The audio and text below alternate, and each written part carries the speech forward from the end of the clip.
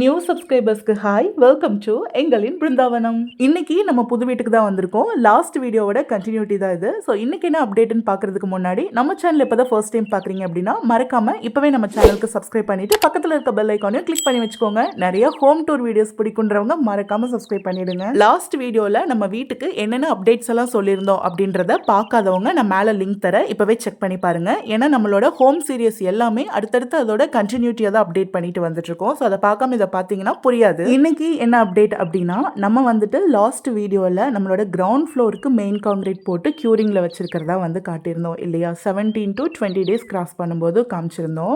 இப்போ அதுக்கப்புறமா வந்துட்டு அகெயின் ஒரு 5 to 6 days வந்து நாங்கள் க்யூரிங் விட்டோம். அதுக்கப்புறமா தான் வந்து முட்டு பிரிக்கிறதுக்கு வந்து ஆளுங்க வந்தாங்க. ஸோ பரவாயில்ல 5 to 6 days தானே அப்படின்னு சொல்லிட்டு விட்டுட்டோம். நார்மலாக 21 days முட்டு பிரிப்பாங்க. நம்ம வந்துட்டு ஒரு 5 to 6 days டிலே ஆகிட்டு ஒரு 27 days அந்த மாதிரி இருக்கும்போது வந்து முட்டு பிரித்தோம். நாங்கள் முட்டு பிரித்த உடனே போய் பார்த்ததால முட்டு கழட்டின மரங்க எல்லாமே வந்துட்டு வெளியே எடுத்துகிட்டு போய் வைக்காமல் வீட்டுக்குள்ளேயே தான் இருந்தது. அங்கங்கே ஒரு ரூம்குள்ளே அப்படி இப்படியே போட்டு வச்சுருந்தாங்க. சரி, ஓகே, இதெல்லாம் கிளியர் பண்ணதுக்கப்புறமா மறுபடியும் வீடியோ எடுத்து உங்களுக்கு அப்லோட் பண்ணலான்னு சொல்லிட்டு வீடியோ கிளிப்ஸ் எடுத்திருக்கேன். அதையும் இதே வீடியோவில் தான் அட்டாச் பண்ணியிருக்கேன். பின்னாடி வரும் பாருங்கள். நாங்கள் முட்டு கழட்டினதுக்கு மறுநாள் ஃபர்ஸ்ட் டே வந்து பார்க்கும்போது இப்படி தான் இருந்தது. வீடு ஃபுல்லாகவே முட்டு கழட்டி அங்கங்கே வச்சுருந்தாங்க. எங்களுக்கு ஏற்கனவே கிரவுண்ட் ஃப்ளோர் கட்டுறதுக்கு அவ்வளோ டைம் எடுத்துக்கிட்டாங்க, ரொம்ப டிலே பண்ணிட்டாங்கன்னு நம்ம எல்லாருக்குமே தெரியும். இதில் முட்டு வேற இன்னும் அப்படி இப்படியே வச்சிருக்காங்க. இதையெல்லாம் எப்படி வெளியே எடுத்து வைப்பாங்க, எப்போ அவங்க ஃபர்ஸ்ட் ஃப்ளோர் வந்து கட்ட ஸ்டார்ட் பண்ணுவாங்கன்னு ஒரே பதட்டமாகவே இருந்துச்சு. சரி, ஓகே, மேலேயும் போய் ஒரு எட்டு பார்த்துட்டு கிளம்பிடலான்னு சொல்லிட்டு போய் பார்த்தப்ப தான் தெரிஞ்சது மேலே கட்டுறதுக்காக கல், மணல், சிமெண்ட்னு சொல்லிட்டு திங்ஸ் எல்லாமே லோட் பண்ணி வச்சிருந்தாங்க மேலே கட்டுறதுக்காக. எப்படி இருந்தாலும் இவங்க எப்படா ஸ்டார்ட் பண்ணுவாங்க அப்படின்ற மாதிரி தான் எங்களுக்கு இருந்தது. ஏன்னா எல்லா திங்ஸுமே ஃபர்ஸ்ட் கிரவுண்ட் ஃப்ளோர் கட்டும்போதும் ஆல்ரெடி ரெடியாக தான் இருந்தது. பட் இவங்க கட்டுறதுக்கு டிலே பண்ணாங்க. அதே மாதிரி தான் இப்பயும் பண்ணுவாங்க அப்படின்னு சொல்லிட்டு எங்களுக்கு ஒரு நம்பிக்கையே இல்லை. அப்படியே பார்த்துட்டு கிளம்பிட்டோம். இவங்க எப்போ கட்டி கிரவுண்ட் ஃப்ளோர் முடிச்ச மாதிரி ஃபர்ஸ்ட் ஃப்ளோர் முடிக்கிறதுக்கு இன்னும் எவ்வளோ நாள் ஆக போதோ அப்படின்னு சொல்லிட்டு நானும் யுவாவும் ஒரே புலம்பல் தான், புலம்பிக்கிட்டே வீட்டுக்கு கிளம்பணும். ஆனால் திண்ணையில் கிடந்தவனுக்கு திடுக்குன்னு வாழ்வு வரும்னு எங்களுக்கு அப்போ தெரியல. ஏன்னு நான் பின்னாடி சொல்கிறேன். ஸ்கிப் பண்ணாமல் வீடியோ ஃபுல்லாக பாருங்க. அடுத்த நாள் வந்துட்டு முட்டை எல்லாமே எடுத்துட்டு வந்து வெளியில் போட்டிருந்தாங்க. சரி, ஓகே, உங்களுக்கு நான் ஆல்ரெடி சொல்லியிருந்தேன் இல்லையா, முட்டு பிரிச்சதுக்கு அப்புறமா வீட்டை ஃபுல்லாக உங்களுக்கு எது என்னென்னு சொல்லிட்டு காட்டுறேன்னு சொல்லிட்டு, அதனால தான் இன்னைக்கு வந்திருக்கோம்.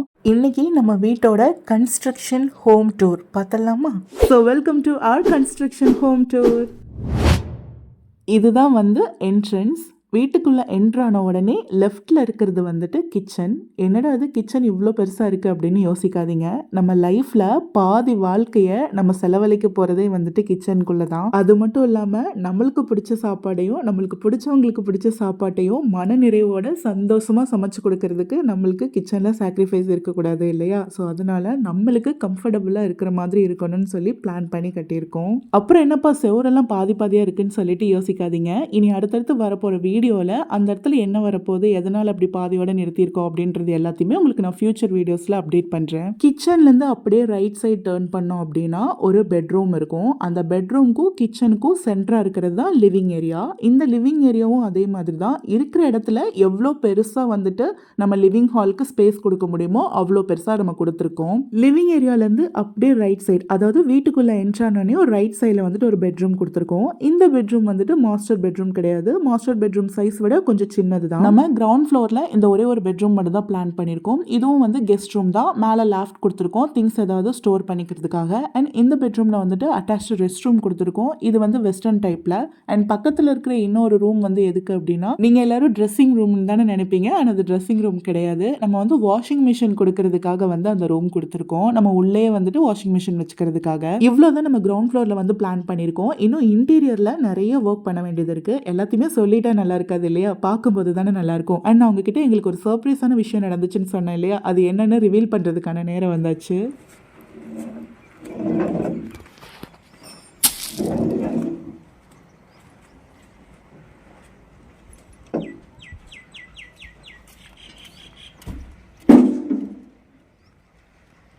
முட்டு பிரித்து 2 days எதுவுமே பண்ணலை. 2 daysக்கு அப்புறம் வந்து பார்க்குறோம் மேலே எல்லாமே ஃபுல்லாக லோடு இறங்கியாச்சு. இறங்கி வேற ஆளுங்க வேலை செஞ்சுட்ருக்காங்க. அப்புறம் தான் ஃபோன் பண்ணி கேட்கும்போது தெரிஞ்சிச்சு, நாங்கள் கடைசியாக ஆஃபீஸில் போய் குடும்பமாக சேர்ந்து போடல, வேற ஆளுங்களை வச்சு வேலை செஞ்சுட்ருக்காங்க.